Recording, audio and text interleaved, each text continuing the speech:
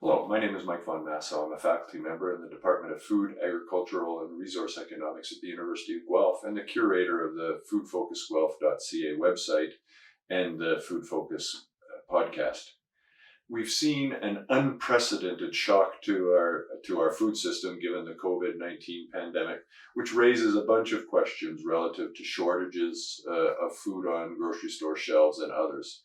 One we're hearing in the past few days is a question of whether our meat supply is at risk, given that we're hearing of cases of COVID-19 in some processing plants, and in fact, some processing plants have shut down. I thought I'd take a couple of minutes just to talk a little bit about this and raise three critical points relative to this concern. First, I think it's important to know that we don't anticipate, even with some closures in the short term, that this will have any significant effect on food availability in North American grocery stores.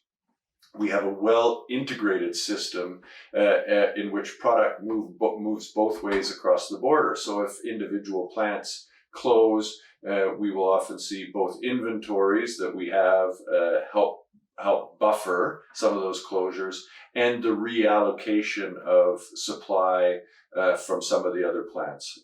We've heard concern relative to the Cargill beef plant just outside of Calgary, and it represents roughly 40% of the beef processing capacity in Canada.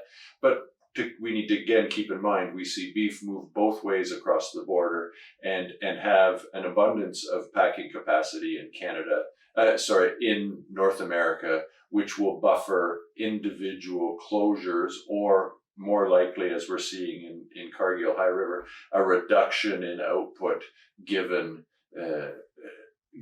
adjustments, both with shifts and production in the plant to try and facilitate some physical distancing between staff, notwithstanding that it's hard.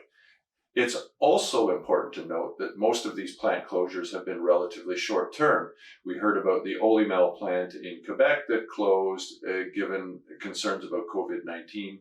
It appears now to be ready to reopen. And so the closures, when they've come, have been relatively short term. That's the first bit of good news relative to supply at the consumer side. The second point I wanted to make is that I think it's worth noting that these closures or capacity reductions will not be entirely pain-free.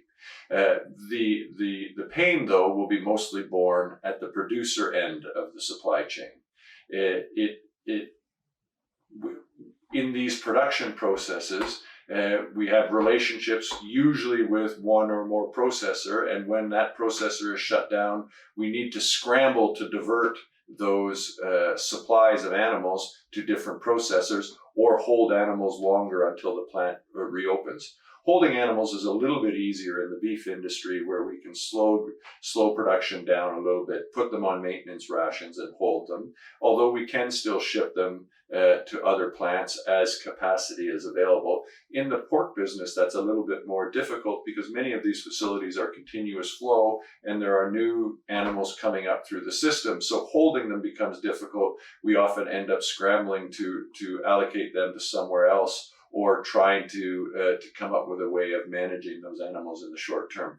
That means that farmers are increasing cost if they're holding animals longer, or they're often seeing decreasing prices because there's excess supply in the system and they're having to ship those animals further. So while we don't necessarily need to be concerned about supply at the store or in the meat counter, we will probably see some pain borne by our producers, and we should be cognizant of that and probably look at ways that we can support farmers through those difficult times. The third point I wanted to make is that this conversation depends to a significant degree on the number of closures being both short and a relatively small number of the total processing capacity in North America. If that situation were to change, if, for example, more plants were to close and they were to close for longer periods of time, then we might start seeing some more significant disruption in the system where supplies may be compromised, although we do export a lot and, as I said before, have reasonably good inventories on hand. We might see prices go up, but we would see much more significant issues at the producer level. So we don't anticipate this happening. We've seen plants like the Olymel plant in Quebec close and reopen. We haven't seen that plant in Calgary close, although we have seen it reduce capacity. I think as we see the system work through some of these challenges, we hope that they will be both intermittent and not too significant in number, and that, again, we finish with the point we made at the start, that we don't anticipate having to deal with any sort of significant shortages at the meat counter in grocery stores across North America. Thanks for your time.